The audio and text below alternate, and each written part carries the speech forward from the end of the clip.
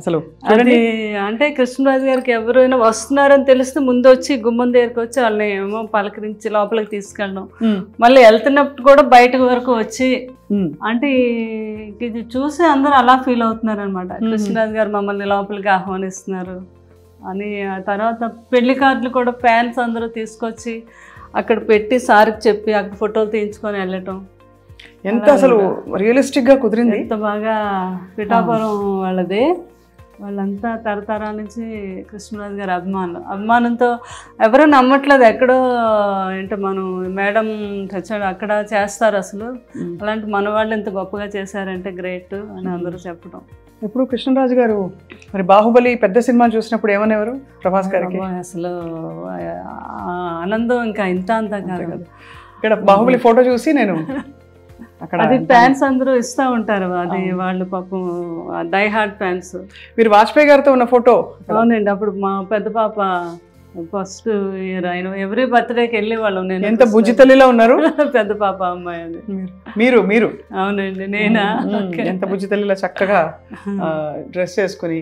అది బిల్లా cinema shooting అప్పుడు మలేషియాలో అండి. పిల్లల్ని కూడా మిస్ అయ్యేవారు కాదు, అంతలాగా అన్ని దేశాలు తిప్పారు పిల్లల్ని కృష్ణరాజు గారు. బాగా ఇష్టం ట్రావెలింగ్ కూడా.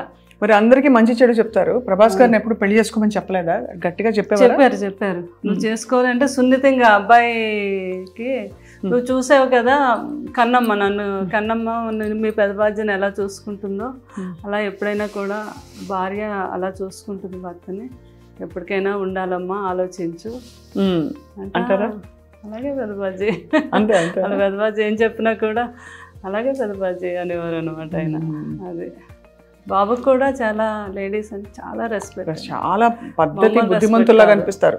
పెళ్ళి అన్నా అదన్నా చాలా గౌరవం అండ్ చాలా కనిపిస్తుంది. అసలు బాబు గురించి ఎంత చెప్పినా తక్కువే, నేను నా అనుభవంతో చెప్తున్నాను. ఆయనకుండే ప్రేమ, ఆయనకుండే రెస్పెక్ట్ మామూలు కాదండి. అందులోకి వాళ్ళు పెదబాజీ గారు మీద ఉన్నంత ప్రేమ కానీ నేను అసలు ఎక్కడ చూడను, అంత ఇష్టం అనమాట. ఒక దేవుడిలాగే చూసేవారు, అంత ఇష్టం ప్రభాస్ గారికి. ఈ ఫోటోలన్నీ ఇది నిన్నే ఎవరో ఒక అభిమాని ఇలా వేసి పంపించింది మా ఇద్దరు. ఎవరో ఒకరు అలా పంపిస్తూనే ఉంటారు. ఆయన పురస్కారాలు అలా ఎన్ని వచ్చాయో. అవును, నంది అవార్డ్స్ అప్పుడు కృష్ణరాజు గారికి ఫస్ట్ గవర్నమెంట్ ప్రకటించాక నంది అవార్డ్స్ ఫస్ట్ నంది కృష్ణరాజు గారికి వచ్చిందండి. అది అప్పుడు గవర్నర్ అంట ఆయన, ఆయనేమో మన కాసు బ్రహ్మానంద రెడ్డి గారు అప్పుడు సీఎం కదా ఆయన.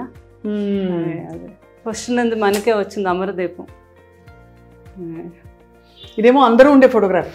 అప్పుడు జ్యోతి చిత్రాలు వేసేవారు కదా, ఎవరో ఒక అమ్మాయి అలా చేసి పంపించారు. అప్పుడు నేను చెప్పాను కదండి ఇందిరాగాంధీ గారు కృష్ణరాజు గారు అప్పుడు దివసీమ వరదలకి ఆయన బాగా ఫండ్ కలెక్ట్ చేసి పట్టుకెళ్ళి ఎంత ప్రేమతోనో చూసేవారంట కృష్ణరాజు గారిని. అప్పుడు పివి నరసింహరావు గారు అప్పుడు ఆయన మామూలుగా మినిస్టర్ అనుకుంటా. సో సార్కి అయితే నో డైట్, అస్సలు డైట్ చేయకూడదని. ప్రభాస్ గారు ఏం చేసేవారు డైట్? ప్రభాస్ గారు మామూలుగా ఆయనకి ఉంటది కదా ప్రోటీన్లు అవి ఏం తింటారు అంటే తింటారు కానీ అన్నీ చాలా ఆయిల్ లెస్, తర్వాత కొన్ని మిల్క్ ప్రోడక్ట్స్. కూరలన్నిట్లో బాగా ఆయిల్ పడుతుందిగా మరి? లేదు, ఆయిల్ లేకుండానే చేయించుకుంటారు. Only one day cheat day ఉంటుంది ఆయనకి. ఆ రోజు ఉన్నప్పుడు బాహుబలి తాళి అంతా ఉండాలన్నమాట. ఓహో, ఆయనకి అవునా? అందులో ఆయనకి ఏం నచ్చితే ఏం తింటారో అని అందరూ అన్ని రకాలు మొత్తం. ఆ టైంలో నాకు ఫోన్ చేస్తారు, ఆయనకి గుత్తొంకాయ కూర ఇష్టం బాగా, అది నేను బాగా చేస్తాను, అది పులుసు కొన్ని డిష్లు నేను పంపిస్తాను. కన్నమ్మ ఈరోజు అన్ని డిష్లు ఎన్ని వచ్చినా నాకేమీ నచ్చలేదు, మీరు పంపించిన పులుసు వంకాయ కూర అదిరిపోయింది. అదే ఇంకా మీ మనసు నిండిపోతుంది మీకు. మరి మీరు డైటింగ్ చేస్తారా ఎప్పుడైనా? డైటింగ్ అంటే ఎన్నో సంవత్సరాల నుంచి నైట్ రైస్ తిన్నాను, ఏదో ఒక టిఫిన్. మధ్యాహ్నం మాత్రం బ్రౌన్ రైస్. బయటకు అది వెళ్ళినప్పుడు మాత్రం నో డైట్. సో ఇలా తీసుకెళ్లి గెస్ట్లని అక్కడ కూర్చునేవారా?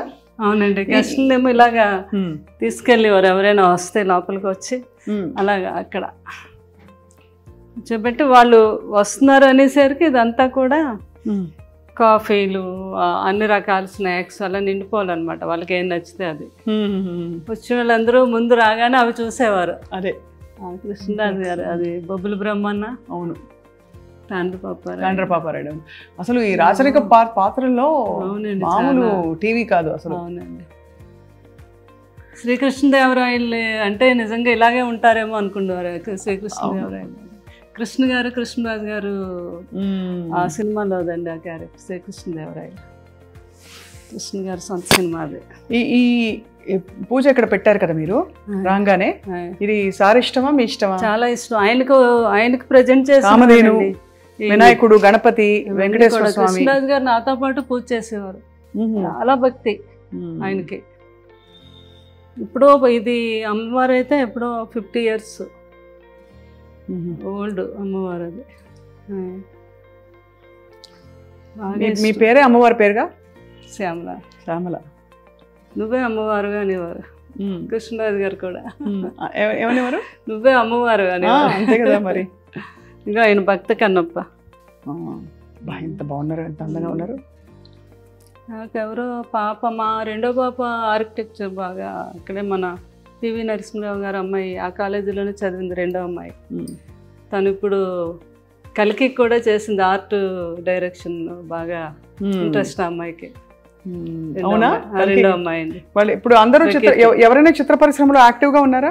పెద్ద అమ్మాయి మూవీలు తీస్తుంది, అమ్మాయి ఏమో ప్రొడక్షన్ నేర్చుకుంది, మూవీస్ తీయాలని. కృష్ణరాజు గారిలో మనకు కూడా ఉంది కదా బ్యానర్. రెండో అమ్మాయి ఏమో ఆర్ట్ డైరెక్షన్, చాలా బాగా ఇంటెలిజెంట్ అమ్మాయి. చక్కగా. కలికి మీకేమనిపించింది? చూసారు కదా, అద్భుతం. ఇంకా అసలు సెకండ్ హాఫ్ అయితే అది ఒక అమ్మగా అనమాట.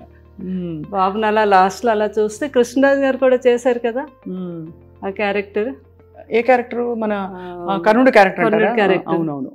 అందరూ అది మ్యాచ్ చేసి నాకు ఫోటోలు పంపిస్తూ ఉంటారు మా ఫ్యాన్స్. ఓహో, మరి మీకైతే మనసు నిండిపోవడానికి అన్ని విధాలా అన్ని మీరు చేసిన ఫ్యాన్స్ అలా ప్రతిదీ కూడా నాకు అప్డేట్స్ ఇస్తూనే ఉంటారండి. వాళ్ళంతా చాలా గొప్ప ఫ్యాన్స్ ఉన్నారు, మా రెబల్ ఫ్యాన్స్ వాళ్ళంతా కూడా ఎప్పటికప్పుడు.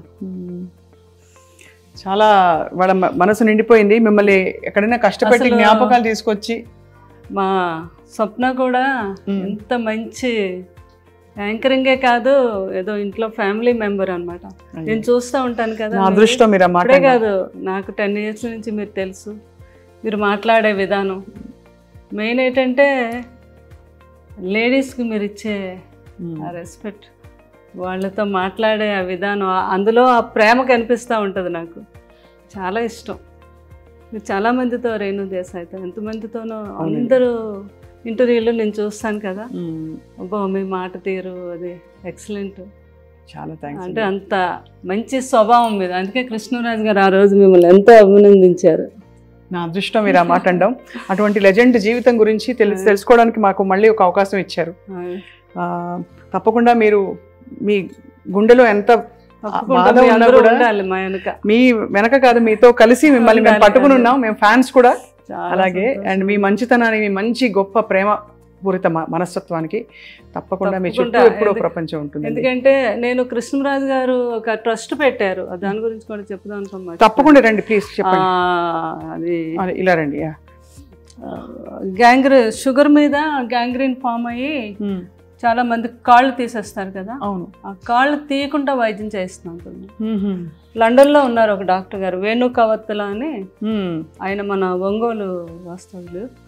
ఆయన కృష్ణరాజు గారికి వీరాభిమాని, ఇంకా ఒక ఆల్మోస్ట్ ఒక కొడుకులా అనమాట.